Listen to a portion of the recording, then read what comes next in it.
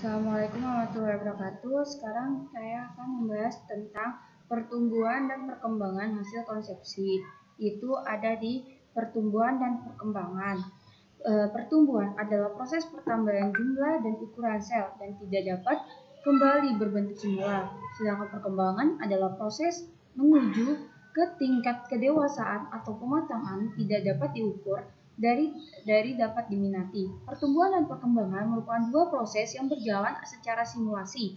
Perbedaan antara pertumbuhan dan perkembangan itu adalah kalau pertumbuhan dapat diukur secara kuantitatif karena mudah diamati, kalau perkembangan tidak dapat dinyatakan secara kuantitatif, melainkan secara kuantitatif karena terjadi perubahan menuju tingkat kedewasaan pematangan organisme, yaitu struktur dan fungsi.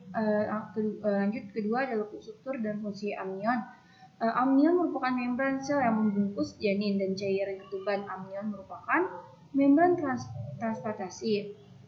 Cairan amnion disebut juga dengan cairan ketuban atau liquor. Lanjut, fungsi cairan amnion itu ada proteksi, mobilisasi, homeostatis, mekanik. Yang kelima adalah pada persalinan, membersihkan, melicinkan jalan lahir. Lanjut, ketiga ada struktur, fungsi, dan sirkulasi tali pusat. Terbentang dari permukaan foetal plasenta sampai di daerah umbilikus dan berlanjut sebagai kulit fetus. Sirkulasi tali pusat itu ada fetus yang sedang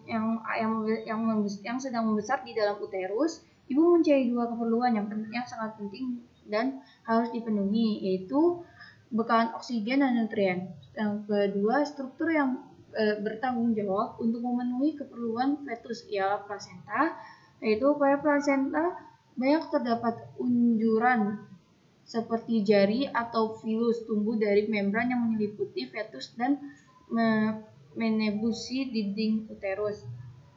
Lanjut, di dalam filus terdapat jaringan kapilarisasi darah fetus, artinya darah yang sampai ke filus dari fetus melalui arteri umbilikalis. Lanjut, pertukaran oksigen. Struktur tali pusat ada amnion, tiga pembuluh darah. Tiga pembuluh darah itu disebut yaitu satu vena umbilicalis yang membawa oksigen dan memberi nutrien ke sistem peredaran darah. Lanjut kedua, dua uteri umbilicalis yang mengembalikan produk sisa limbah dari fetus ke plasenta. Lanjut ada jelly Wharton yang merupakan zat yang berkonsistensi lengket yang mengelilingi pembuluh darah. Terus fungsi tali pusat itu sebagai saluran yang menghubungkan antara plasenta dan bagian tubuh janin sehingga janin mendapat asupan oksigen. Terus struktur fungsi sirkulasi plasenta. Plasenta adalah organ yang menyediakan oksigen dan nutrisi bagi bayi untuk melakukan pertumbuhan dan perkembangan dan kandungan oksigen dan nutrien. Lanjut, struktur plasenta itu berbentuk bundar dan hampir bundar dengan diameter 15-20 dan 2-2,5 cm. Sirkul plasenta itu ada darah ibu yang berada di ruang interfiler. Terus di tempat-tempat tertentu ada implantasi plasenta, terdapat vena-vena yang lebar. Yang ketiga, dan pada pinggir plasenta di beberapa tempat terdapat pula suatu yang vena yang luas untuk menampung darah yang berasal dari luar interfiler. Lalu darah ibu yang mengalir di seluruh plasenta diperkirakan naik dari 300 ml setiap 3 menit.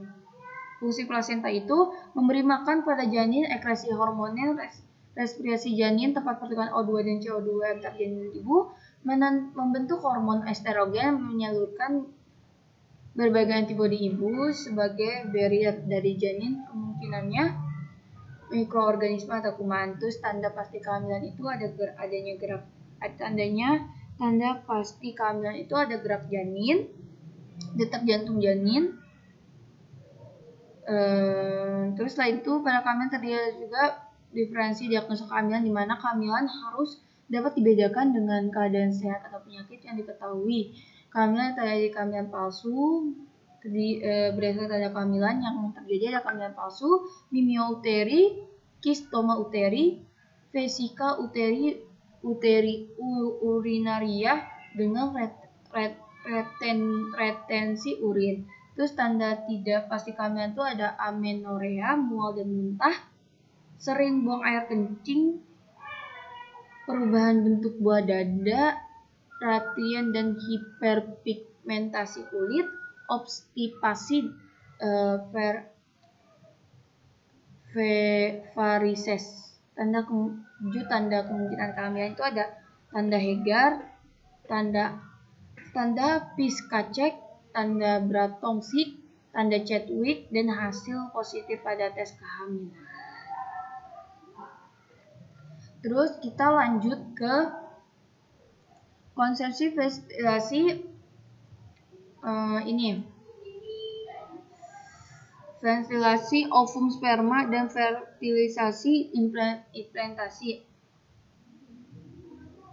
Itu ovulasi, yaitu keluarnya sel telur dari indung telur, terjadi kira-kira 14 hari sebelum haid yang akan datang. Cara menentukan itu biopsi, suhu endometrial, suhu basal badan, sitologi vaginal, getah serviks. Lalu ovulasi setiap bulan, sebuah sel yang matang dilepaskan oleh salah satu di antara kedua ovarium. Terus ovulasi umum terjadi 2 minggu setelah hari pertama haid terakhir. Lalu perjalanan dalam tuba falopi, setelah ovulasi sel telur berjalan di dalam tuba falopi dan tetap berada di sana sampai ketemu dengan sperma yang akan mengadakan penetrasi dalam proses fertilisasi. Sel mani atau sperma bentuk seperti kecebong, kepala bentuk lonjong, agak gepeng, isi inti nukleus. Per sebagai penghubung. Perjalanan sperma melalui ejakulasi dikeluarkan 40-150 juta sperma. Dengan benang-benang secara cepat, sperma dapat mencapai telur dalam waktu 30 menit. Terus sperma dapat bertahan selama 48-72 jam. Jumlah sperma dapat mendekati sel telur. Lalu konsepsi peristiwa menyatu sel manjal sel telur itu konsepsi menghasilkan ZZ zigot bayi, lalu ZY zigot bayi laki-laki. Beberapa jam setelah pembuahan, mulai pembuahan zigot selama 3 hari sampai stand morula. Hasil konsepsi digerakkan ke caum atau silia dan kontraksi tuba. Hasil konsepsi tiba di caum untuk blastula. Lalu kita lanjut ke fertilisasi. Sperma manusia biasanya difertilisasi 48-72 jam pasca ejakulasi.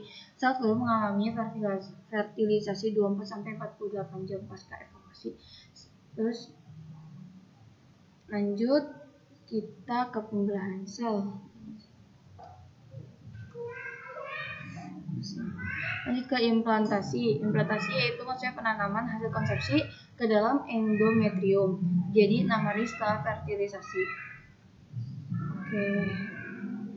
Implantasi itu kontak antara zigot stadium blaktosista dengan dinding rahim akan menimbulkan berbagai reaksi seluler sehingga sel trofoblast dapat menempel dan mengadakan infiltrasi